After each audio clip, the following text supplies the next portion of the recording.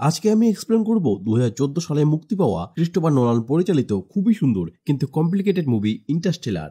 Interstellar মুভিতে কিছু scientific theory use করা হয়েছে। এর জন্য মুভিটা আমরা একবার দেখার পরও আরো একবার অবশ্যই দেখতে হয় বোঝার জন্য। চিন্তা করো না, আমি তোমাদের সবকিছু সহজভাবে বুঝিয়ে দিব। এই মুভিতে speed of time, wormhole, binary code, black hole, gravity এই সবকিছুকে দেখানো হয়েছে। মুভির শুরুতে আমরা কুপারকে দেখতে পাই। কুপারের আশেপাশে এই মুভির কাহিনী ঘোরাফেরা করে। কুপার আগে একজন নাসার বৈজ্ঞানিক ছিল, কিন্তু এখন সে ভুট্টা চাষ করে। এর কারণ হলো পৃথিবীতে এখন বৈজ্ঞানিকদের নয়, কৃষকদের দরকার আছে। পৃথিবী এখন মানুষের থাকার অযোগ্য হয়ে গেছে, মাটি উর্বরতা হারিয়ে ফেলছে, তাই এক এক করে সব ধরনের ফসল ফলা বন্ধ হয়ে গেছে। শুধুমাত্র ভুট্টারই চাষ হয়, আর কয়েক বছরের মধ্যে হয়তো এটাও বন্ধ হয়ে যাবে। কুপারের দুই ছেলে মেয়ের মধ্যে মেয়ে মার্ভ পড়াশোনায় খুব ভালো, আর সে সায়েন্স নিয়ে পড়তে চায়, আর ছেলে টম পড়াশোনায় এভারেজ। মার্ভ যে ঘরে ঘুমায় সেখানে একটি বুক শেলফ আছে, আর সেখান থেকে বই একা একাই নিচে পড়ে যায়। মার্ভ তার বাবাকে অনেকবার বলেছে, বাবা আমার মনে হয় আমার ঘরে ভূত আছে, আর ওই ভূতটা তোমার মতো দেখতে। কিন্তু কুপার যেহেতু সায়েন্টিস্ট, তাই এইসব বিষয়ে বিশ্বাস করে না। সে বলে ভূত বলে কিছু হয় না। মার্ভ বলে তুমি তো বলেছিলে আমাকে বিজ্ঞানের কাজ হলো সেই সব জিনিসকে একসেপ্ট করা যেগুলো আমরা বুঝতে পারি না। কুপার বলে ঠিক আছে, তুমি যদি তোমার রুমে ভূত আর সায়েন্সের মধ্যে কানেকশন বুঝতে চাও, তাহলে ভয় না পেয়ে যা কিছু তোমার রুমে হচ্ছে সেটা ভালো মতো লক্ষ্য করে বোঝার চেষ্টা করো। এরপর তারা বেসবল খেলা দেখছিল, তখনই সেখানে ঝড়ের সাইরেন বাজে। আসলে পৃথিবীর অ্যাটমসফিয়ার খারাপ হয়ে যাওয়ার কারণে এইরকম ধুলাভর্তি ঝড় এখন প্রায় চলে আসে। ঝড় আসার ফলে ম্যাচ বন্ধ হয়ে যায়, তাই তারা মাস্ক লাগিয়ে ঝড়ের মধ্যে বাড়ি চলে আসে। উপর ঘরে এসে দেখে সারা ঘর ধুলায় ভরে গেছে। এরপর সে মার্ফের ঘরে গেলে দেখতে পারে মেঝেতে বালু দিয়ে কিছু লাইন বানানো রয়েছে। মার্ফ বলে, দেখলে বলেছিলাম না এই ঘরে কোনো ভূত আছে, আর সে আমাদের কিছু বলতে চায়। কুপার লাইনগুলো খুব ভালো মতো দেখে মার্ফকে বলে, তুমি আজকে টমের ঘরে ঘুমিয়ে পড়ো। এরপর কুপার সারা রাত ওই ঘরে থেকে বোঝার চেষ্টা করে বুকশেলফ থেকে বই কেন পড়ে, আর এই লাইনগুলো কিভাবে তৈরি হলো। সকালবেলা মার্ফ এসে দেখে কুপার ওই লাইনগুলোর সামনেই বসে আছে। কুপার মার্ফকে বলে, বই ভূতের জন্য পড়ে না, গ্র্যাভিটির জন্য পড়ে। আর এটা প্রমাণ করার জন্য কুপার একটি কয়েন টস করে, যা গিয়ে বালুর লাইনগুলোর উপরে গিয়ে পড়ে। কুপার এবার বুঝতে পারে এই লাইনগুলো একটি মেসেজ, যা বাইনারি কোডের মাধ্যমে পাঠানো হয়েছে। বাইনারি কোড হলো এমন এক ভাষা যা কম্পিউটার বা কোনো ইলেকট্রনিক্স ডিভাইসের মাধ্যমে কোনো ইনফরমেশন সেন্ড বা রিসিভ করার জন্য ব্যবহার করা হয়। সোজাভাবে বলতে গেলে, ধরো আমরা যখন কোনো মেসেজ লিখি তখন আমরা এবিসিডি বা ক খ গ ঘ অ্যালফাবেট ব্যবহার করি। এটাই আমরা যখন বাইনারি কোডে লিখবো তখন শুধু 1 আর 0 ব্যবহার করে পাঠাবো। এখানে মোটা লাইনগুলো মানে হয় 1 আর পাতলা লাইনগুলো মানে হয় 0। এরপর কুপার এই কোডটি ডিকোড করে ফেলে, আর ডিকোড করার পর কুপার একটি অ্যাড্রেস পেয়ে যায়। এরপর কুপার ও মার্ফ সেই জায়গার উদ্দেশ্যে বেরিয়ে পড়ে। সেখানে পৌঁছানোর পর তারা ভেতরে ঢোকার চেষ্টা করলে সিকিউরিটি তাদের ধরে ফেলে। আমরা দেখি একটি রোবট কুপারকে জিজ্ঞেস করছে সে এখানে কেন এসেছে, কিভাবে জানলো এই জায়গার কথা। তখনই সেখানে অ্যামিলিয়া নামে এক সায়েন্টিস্ট এসে কুপারকে এক রুমে নিয়ে যায়। সেই রুমে কিছু লোক বসেছিল, আর ওখানে মার্ফও ছিল। ওখানে অ্যামিলিয়ার বাবা বেনকে কুপার আগে থেকেই চিনত। তারাও কুপারের কাছে জানতে চায় সে এখানে কিভাবে আসলো, কারণ এটা খুবই সিক্রেট জায়গা, এর ব্যাপারে কেউ জানে না। তখনই মার্ফ বলে, গ্র্যাভিটির জন্য আমরা এই জায়গার কথা জানতে পেরেছি। তখনই ওখানে বসা এক সায়েন্টিস্ট বলে, এসব ভুলভাল কথা, আমাদের সত্যি সত্যি বলো কিভাবে জানলে এই জায়গার কথা। এবার কুপারও কিছুটা ভয় পেয়ে যায়। কুপার বলে, আমি সত্যি সত্যি বলে দিব, কিন্তু তার আগে আমাকে কথা দিতে হবে যে আমাদের এখান থেকে যেতে দেওয়া হবে। প্রফেসর বেন সবাইকে শান্ত করে কুপারকে আলাদা নিয়ে গিয়ে কথা বলতে থাকে। কুপার ও প্রফেসর বেন দুজন একসাথে নাসাতে কাজ করত। কুপার মনে করত নাসা বা নাসার মতো যেসব অর্গানাইজেশন স্পেস প্রোগ্রাম নিয়ে কাজ করত ওসব বন্ধ হয়ে গেছে। এর কারণ হলো এখন মানুষের কাছে খাওয়ার টাকা পর্যন্ত নেই, আর এর মধ্যে নাসার মতো বড় বড় অর্গানাইজেশন যদি স্পেস রিসার্চে টাকা খরচ করে সেটা মানুষ ভালো চোখে দেখবে না। কিন্তু প্রফেসর বেন বলে নাসা এখনো কাজ করে, তবে মানুষের নজর এড়িয়ে। প্রফেসর বেন বলে, কুপার এই পৃথিবীতে গম চাষ বন্ধ হয়ে গেছে, আর এভাবেই চলতে থাকলে কিছু বছর পর বাকি ফসলও বন্ধ হয়ে যাবে, আর এমন চলতে থাকলে পৃথিবীতে অক্সিজেনের পরিমাণও কমে যাবে। কুপার বলে, কোনো তো উপায় হবে যাতে পৃথিবীর অক্সিজেনের পরিমাণ বাড়ানো যায় আর আবার ফসল ফলানো যায় আগের মতো। প্রফেসর বেন বলে, কুপার আমাদের পৃথিবীকে বাঁচানোর উপায় না, বরং পৃথিবীকে ছেড়ে যাওয়ার কথা ভাবতে হবে। বেন কুপারকে বলে, মহাকাশে এন্ডুরেন্স নামে একটি স্পেসশিপ আছে যেটা এত পরিমাণ জ্বালানি আছে যে তার অন্য গ্যালাক্সিতে গিয়ে পৃথিবীর মতো গ্রহ খুঁজতে পারবে। আমাদের কাছে এখনো কিছু রকেট আছে যেটা দিয়ে আমরা ওই স্পেসশিপে যেতে পারবো। বেন কুপারকে আরো বলে, আজ থেকে 48 বছর আগে শনি গ্রহের কাছে নিজে থেকে একটি ওয়ার্ম হোল তৈরি হয়ে গেছে, যেটার মধ্য দিয়ে আমরা অন্য গ্যালাক্সিতে অনেক কম সময়ে পৌঁছে যেতে পারবো। আমাদের গ্যালাক্সি মিল্কি লক্ষ লক্ষ তারা আর অনেক গ্রহ আছে, ঠিক এমনই সৌরজগতে অনেক গ্যালাক্সি আছে। সেই সব গ্যালাক্সিতে যেতে গেলে মানুষের লক্ষ লক্ষ বছর লেগে যাবে, কিন্তু এই ওয়ার্মহোলের মধ্য দিয়ে গেলে সময় অনেক কম লাগবে। ওয়ার্মহোলের থিওরি 1935 সালে অ্যালবার্ট আইনস্টাইন ও নাথান রোসেন ইন্ট্রোডিউস করে। ওয়ার্মহোলকে যদি সোজা ভাষায় তোমাদের বলি, ধরো আমরা একটি পাহাড়ের এক পাশ থেকে অন্য পাশে যাব, তাহলে এক পাশ থেকে অন্য পাশে ঘুরে যেতে অনেক সময় লেগে যাবে। কিন্তু যদি ওই পাহাড়ের মধ্য দিয়ে একটি সুড়ঙ্গ থাকে, তাহলে এক পাশ থেকে অন্য পাশে যেতে সময় অনেক কম লাগবে। ওয়ার্মহোলও ঠিক একই রকম। অ্যালবার্ট আইনস্টাইনের থিওরি হিসাবে ওয়ার্মহোল হলো স্পেসে এক প্রকার সুড়ঙ্গের মতো, যেটার মধ্য দিয়ে এক গ্যালাক্সি থেকে অন্য গ্যালাক্সিতে যাওয়া যায় কম সময়ে। প্রফেসর বেন বলে হয়তো কোনো অ্যাডভান্স প্রজাতি মানুষকে সাহায্য করতে চাইছে। বেন আরো বলে তারা এর আগেও 13 জন অ্যাস্ট্রোনটকে ওয়ার্মহোলের মধ্য দিয়ে অন্যান্য গ্যালাক্সিতে পাঠিয়েছে পৃথিবীর মতো গ্রহ খোঁজার জন্য, যেখানে মানুষ থাকতে পারে আর যাতে বেশি দূরও না হয়। তাদের সবার কাছে একটি করে রোবট আছে। তারা যখনই এমন কোনো গ্রহ খুঁজে পাবে যেখানে মানুষ থাকতে পারবে, তারা ওই রোবটের মাধ্যমে এখানে সিগন্যাল পাঠাতে পারবে। যে 13 জন অ্যাস্ট্রোনট তারা পাঠিয়েছিল তাদের মধ্যে 3 জনের সিগন্যাল এসেছে। যেহেতু এই 3 জনের সাথে কথা বলার কোনো উপায় নেই, তাই তারা এবার টিম বানাচ্ছে এই 3টি আলাদা আলাদা গ্রহে গিয়ে দেখার জন্য। তারা গিয়ে যদি দেখে এই 3টি গ্রহের মধ্যে যে কোনো একটি গ্রহে মানুষ থাকতে পারবে, তাহলে এরপর প্রফেসর বেনের কাছে 2টি প্ল্যান আছে। প্ল্যানে সম্পূর্ণ মানব জাতিকে সেই গ্রহে পাঠিয়ে দিবে যেখানে মানুষ থাকতে পারবে, কিন্তু এর জন্য আগে গ্র্যাভিটিকে কন্ট্রোল করার ফর্মুলা বের করতে হবে। আসলে তারা যে বিল্ডিং এ দাঁড়িয়ে আছে এটা একটি স্পেস স্টেশন, আর এত বড় স্পেস স্টেশন মহাকাশে নিয়ে যেতে হলে তাদের আগে গ্র্যাভিটিকে কন্ট্রোল করতে হবে, আর প্রফেসর বেন ওটার উপরই কাজ করছে। তারা যদি কোনোভাবে পৃথিবীর গ্র্যাভিটিকে অফ করতে পারে, তাহলে এই স্পেস স্টেশন খুব সহজেই মহাকাশে পৌঁছে যাবে আর সবাইকে বাঁচাতে পারবে। এটা হলো প্ল্যান এ। আর প্ল্যান বি হলো, তারা যদি প্ল্যান এতে সাকসেস না হয়, তবে এবার যে তারা মহাকাশে যাচ্ছে তখন তাদের সাথে 5000 মানব জাতির ভ্রূণ নিয়ে যাবে। এই ভ্রূণ দিয়েই নতুন মানুষকে জন্ম দিতে পারবে আর মানব জাতিকে বাঁচাতে পারবে।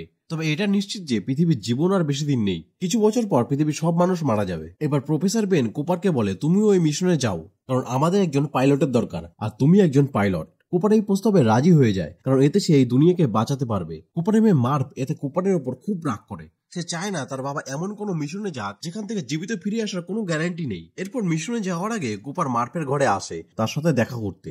মার্ভ বলে, আমার ঘরে যা হচ্ছিল এতদিন, এই লাইনগুলোর মানে আমি ডিকোড করে ফেলেছি। এর মানে হলো স্টে, তুমি এখানে থেকে যাও। কিন্তু কুপার মার্ভের কথা শুনে না। সে যাওয়ার আগে মার্ভকে একটি ঘড়ি দিয়ে যায়। সে বলে, আমার কাছে এমন একটি ঘড়ি আছে, কিন্তু এই 2টি ঘড়ির সময় আমাদের দুজনের জন্য আলাদা আলাদা চলবে, কারণ স্পেসে সময় পৃথিবীর তুলনায় অনেক ধীরে চলে। সে আরো বলে, আমি যখন ফিরে আসবো হয়তো তোমার বয়স আমার মতো হয়ে যাবে, কিন্তু আমার বয়স প্রায় এমনই থাকবে। এরপর কুপার ও তার টিম স্পেসশিপে করে ওয়ার্মহোলের মধ্য দিয়ে এক ব্ল্যাক হোলের কাছে চলে আসে, যেখানে ওই 3টি গ্রহ আছে। এই ব্ল্যাক হোলের নাম হলো গার্গান্টুয়া। পৃথিবী যেমন সূর্যের চারদিকে ঘোরে, তেমনি এই 3টি গ্রহ গার্গান্টুয়া ব্ল্যাক হোলের চারদিকে ঘোরে। তাই এই গ্রহগুলোতে সময় আলাদা আলাদা ভাবে কাজ করে।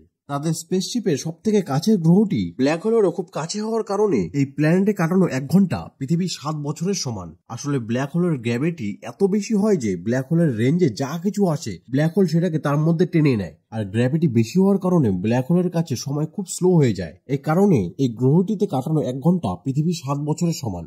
তারা এবার সেই প্ল্যানেটে যাওয়ার জন্য রেডি হতে থাকে। তাদের মধ্যে রোমিলি নামে একজন বলে সে স্পেসশিপেই থাকবে আর ব্ল্যাক হোলকে স্টাডি করবে। কুপার ও তার সাথীরা সেই প্ল্যানেটে যাওয়ার পর দেখতে পারে পুরো প্ল্যানেটে শুধু জল, জল ছাড়া আর কিছুই নেই। এখানে মানুষের থাকা অসম্ভব। এখানে আগে মিলার নামে যে সায়েন্টিস্ট এসেছিল তার স্পেসশিপের ভাঙাচোরা অংশ পড়েছিল। এবার এমিলিয়া সামনে পাহাড়ের দিকে যেতে থাকে যেখান থেকে সিগন্যাল আসছিল, কিন্তু কুপার ভালো মতো খেয়াল করে দেখে এটা পাহাড় না, জলের ঢেউ। এই প্ল্যানেটে গ্র্যাভিটি বেশি হওয়ার কারণে এত বিশাল বিশাল ঢেউ আসে এখানে। কুপার চিৎকার করে বলে, ওটা পাহাড় না, ঢেউ।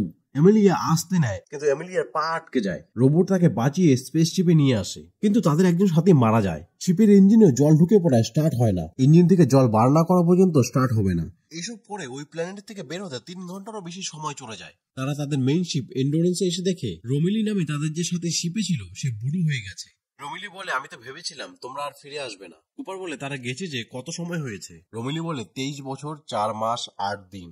রোমিলি বলে, তোমাদের ঘর থেকে মেসেজ এসেছে দেখো। কুপার দেখে তার জন্য অনেক ভিডিও মেসেজ করেছে তার ফ্যামিলি থেকে। সে দেখে তার ছেলে ভিডিও মেসেজে বলছে তার ছেলে হয়েছে। কুপার দাদু হয়ে গেছে, কিন্তু তার বয়স আর তার ছেলের বয়স সমানই এখন। কিন্তু এত বছর পার হয়ে যাওয়ার পরও মার্ভ তার বাবার জন্য একটাই মেসেজ রেকর্ড করেছে, কারণ মার্ভ কুপারের ওপর রেগেছিল। এই মেসেজটি মার্ভ রেকর্ড করেছিল তার জন্মদিনের দিন, কারণ এখানে আসার সময় কুপার বলেছিল, আমি হয়তো তখন ফিরে আসব যখন তোমার বয়স আমার সমান হবে। আর এখন মার্ভের বয়স কুপারের সমান, মানে বাবা মেয়ে একই বয়সের এখন।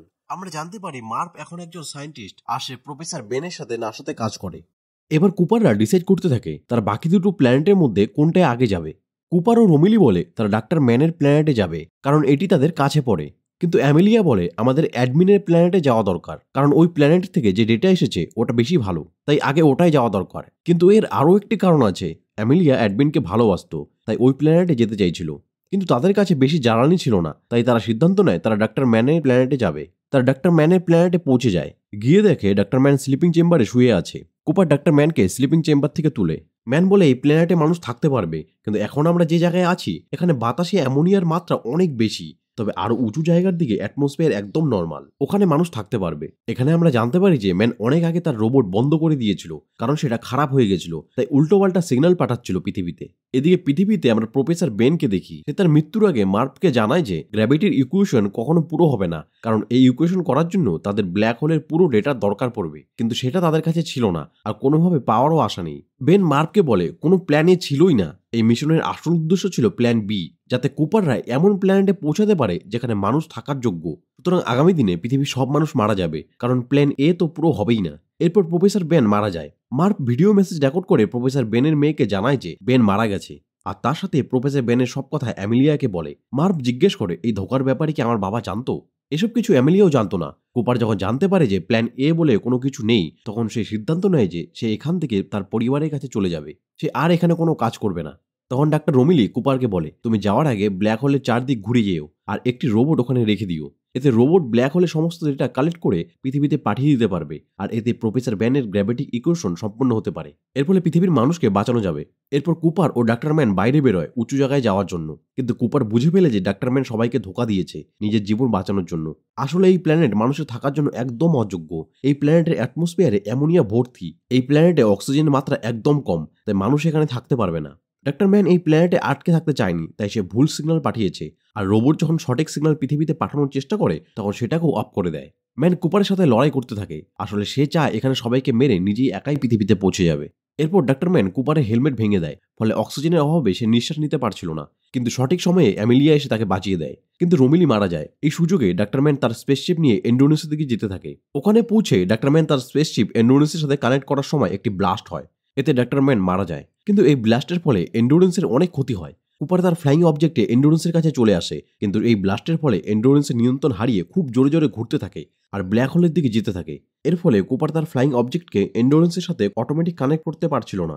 শেষে সে ম্যানুয়ালি তার শিপকে এন্ডোরেন্সের সাথে কানেক্ট করে। ভেতরে ঢোকার পর কুপার বলে আমি এই গ্র্যাভিটেশনাল পুলকে ধাক্কার মতো ব্যবহার করে এন্ডোরেন্সকে বাকি 3 নম্বর প্ল্যানেটের দিকে নিয়ে যাব।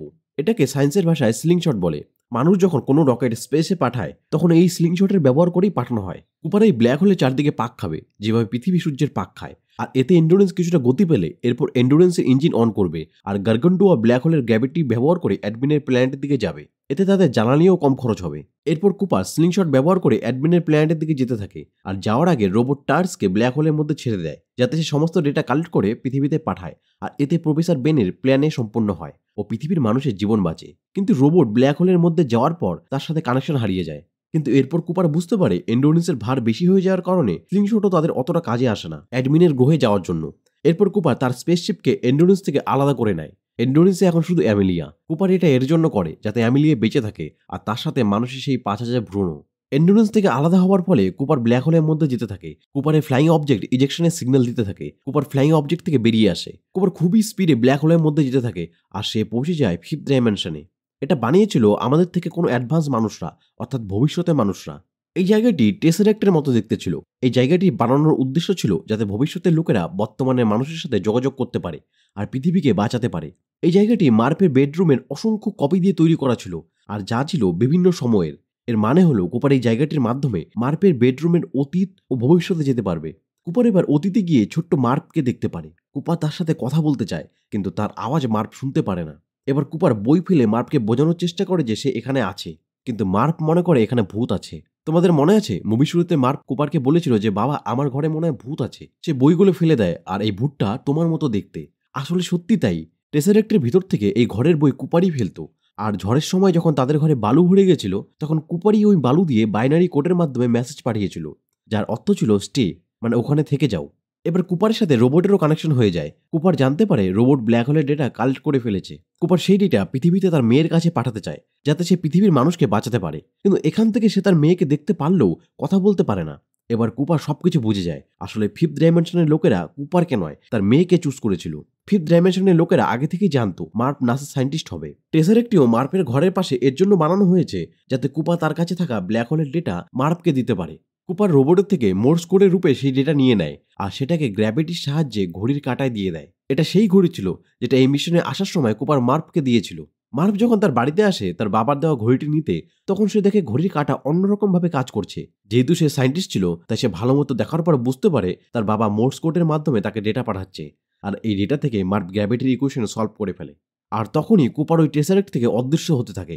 এরপর কুপারের চোখ খুলে এক হসপিটালে ডাক্তারকে জিজ্ঞেস করে আমি কোথায় আছি। ডাক্তার বলে আপনি কুপার স্টেশনে আছেন। কুপার মনে করে সে পুরো দুনিয়াকে বাঁচিয়ে ফেলেছে, তাই তার নামই এই স্টেশনের নাম। কিন্তু ডাক্তার বলে এটা আপনার নামে না, আপনার মেয়ে মার্ভ কুপারের নামে রাখা হয়েছে। উনি গ্র্যাভিটির ইকুয়েশন সলভ করে সমস্ত মানব জাতিকে বাঁচিয়েছে। এরপর কুপার তার মেয়ে মার্ভের সাথে দেখা করে। কুপার দেখে তার মেয়ে এখন বুড়ি হয়ে গেছে। যে 10 বছরের মেয়েকে রেখে সে মিশনে গেছিল, সেই 10 বছরের মেয়ে এখন তার থেকেও অনেক বড়। কুপার খুব খুশি হয় তার মেয়েকে দেখে, আর তার সাথে তার পরিবারের সবার সাথে দেখা হয়। কুপার অ্যামেলিয়ার কথা জিজ্ঞেস করে। মার্ভ জানায় অ্যামেলিয়া সেই 3 নম্বর প্ল্যানেট অর্থাৎ অ্যাডমিনের প্ল্যানেটে আছে, যেটা মানুষের থাকার জন্য একদম উপযুক্ত।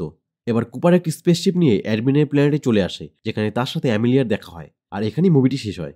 মুভিটি কেমন লাগলো তোমার কমেন্ট করে জানিও, আর ভালো লাগলে চ্যানেলটি অবশ্যই সাবস্ক্রাইব করে দিও। ধন্যবাদ।